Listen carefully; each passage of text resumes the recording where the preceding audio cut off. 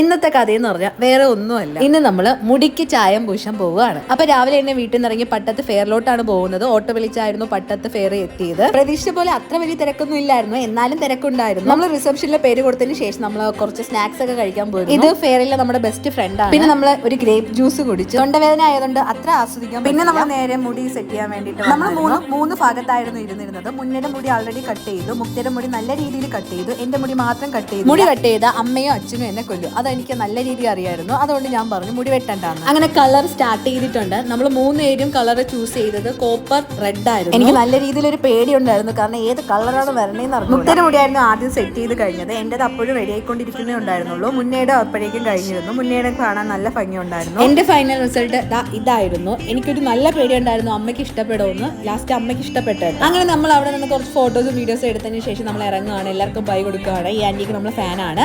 അപ്പോൾ നമ്മൾ വീട്ടിൽ പോകണം.